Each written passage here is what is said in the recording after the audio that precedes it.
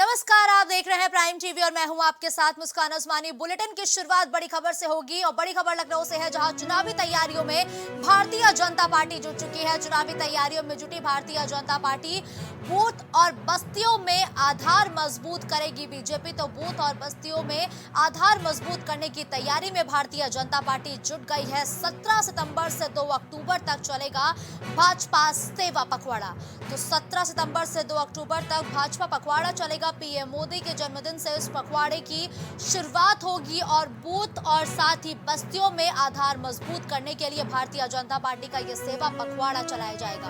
तो तैयारियों में भारतीय जनता पार्टी जुट गई है। प्रधानमंत्री नरेंद्र मोदी के जन्मदिन से भाजपा सेवा पखवाड़े की शुरुआत होगी। बूथ और बस्तियों में आधार मजबूत करने की कवायद करती हुई भारतीय जनता पार्टी अब एक नए अभियान को जमीनी स्तर पर लाने में जुट चुकी है। भाजपा सेवा पखवाड़ा, प्रधानमंत्री नरेंद्र मोदी के जन्मदिन से इस पखवाड़े की शुरुआत होगी।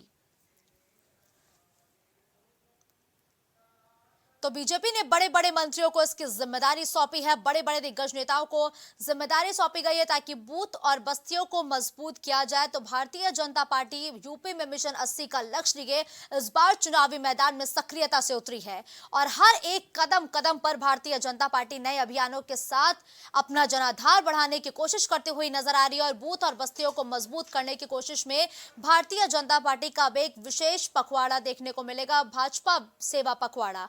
प्रधानमंत्री नरेंद्र मोदी के जन्मदिन से इस पखवाड़े की शुरुआत की जाएगी, जिसका आधार होगा बूथों और बस्तियों को मजबूत करना।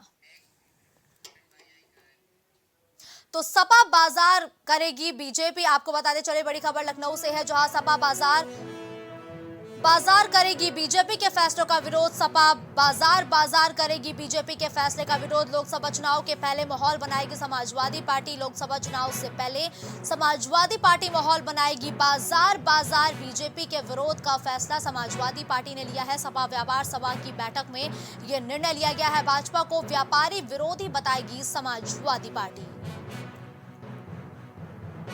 जीएसटी, व्यापारी उत्पीड़न समेत कई मुद्दों को उठाती हुई समाजवादी पार्टी लोगों के बीच पहुंचेगी और भाजपा को व्यापारी विरोधी बताएगी समाजवादी पार्टी। जीएसटी, व्यापारी उत्पीड़न समेत कई ऐसे मुद्दे हैं जो इस बार समाजवादी पार्टी की तरफ से उठाए जाएंगे और इन्हीं मुद्दों को लेकर समाजवादी पार्टी के सुप्रीमो और तमाम दिग्गज नेता इस बार व्यापारियों के बीच भी पहुंचेंगे।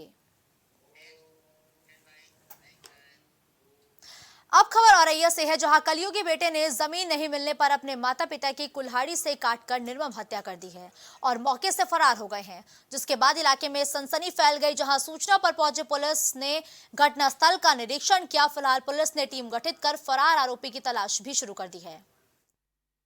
प्राप्त हुई है कि पुराना दिव्यपुर गांव है, थाना दिव्यपुर क्षेत्र में, ये सर्वेश के द्वारा बताया गया कि इनका बड़ा भाई है रमाकांत।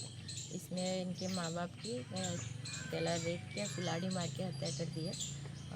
बॉडी को पंचायतनामा करके पोस्टमार्टम के लिए भेजा गया है। रमाकांत अभी मौके से फरार है। इसको अरेस्ट करने के लिए टीम लगा दी गई हैं और इन लोगों के बीच में बताते हैं कुछ ज़मीनी विवाद है। बड़े भाई को ज़मीन नहीं दी थी, बाकी 2 भाई हैं उनको ज़मीन मिली थी। तो ये विवाद के कारण इन्होंने अपने माता पिता की कुल्हाड़ी मार के हत्या कर दी है।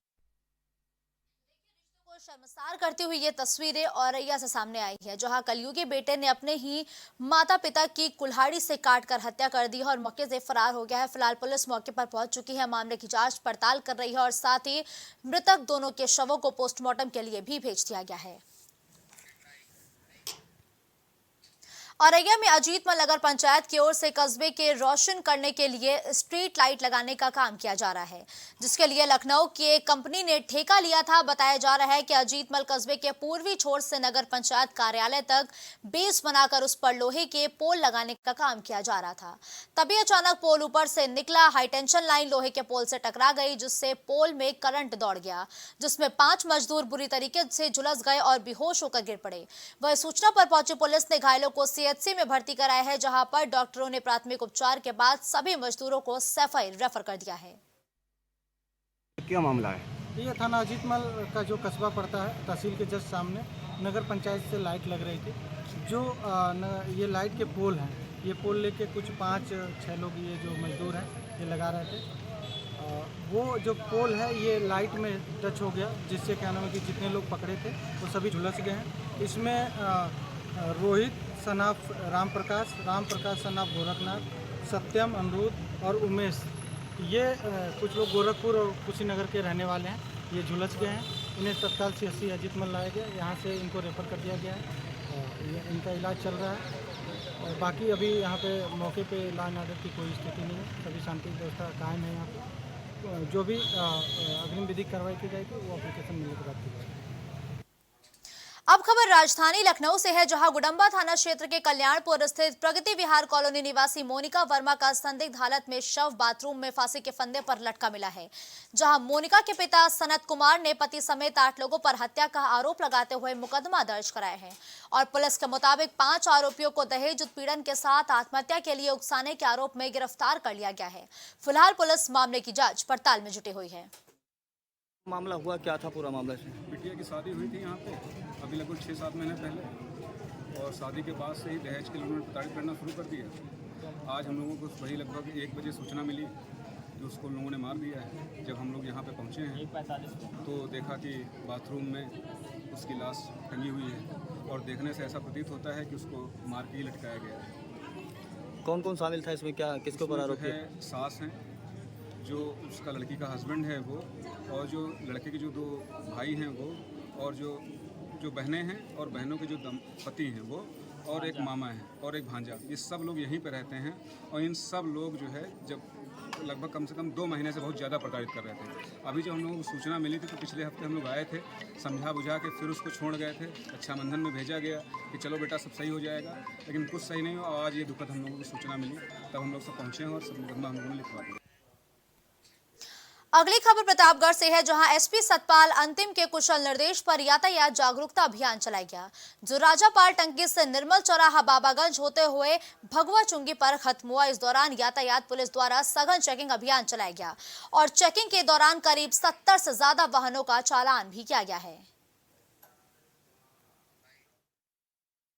प्रतापगढ़ एसपी के निर्देश पर चलाया गया यातायात जागरूकता अभियान। यातायात पुलिस द्वारा सड़क सुरक्षा जागरूकता अभियान की भी रैली निकाली गई। राजापाल टंकी होते हुए बाबागंज चौराहा भगवा चुंगी पर जागरूकता अभियान की रैली को भी समापन किया गया।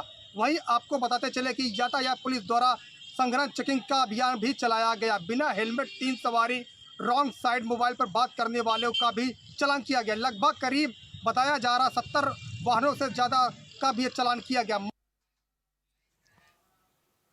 अब खबर सहारनपुर से है, जहां चेकिंग के दौरान 2 बाइक सवार बदमाश थाना कोतवाली देहात पुलिस पर फायरिंग करते हुए नंदी फिरोजपुर के जंगल की ओर फरार हो गए, जिसके बाद पुलिस की जवाबी फायरिंग में गोली लगने से एक बदमाश घायल हो गया और दूसरा बदमाश अंधेरे का फायदा उठाकर मौके से फरार हो गया। जबकि पुलिस ने घायल बदमाश को अस्पताल में भर्ती करा दिया है और फरार बदमाश की तलाश में भी जुटी हुई है।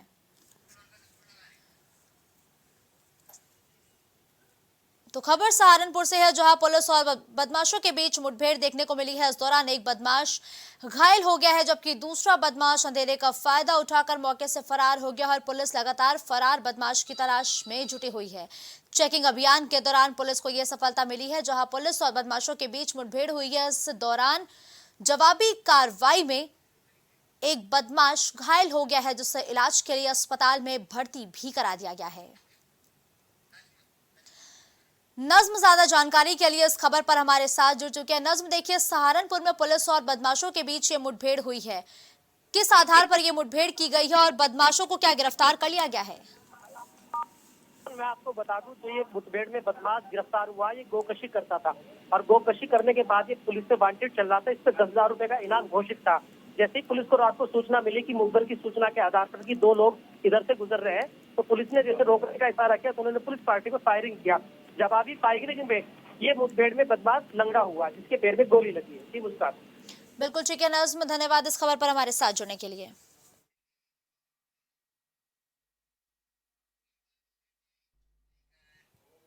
इस बुलेटिन में फिलहाल के लिए बस इतना ही। देश और दुनिया की तमाम बड़ी खबरों के लिए आप देखते रहिए प्राइम टीवी।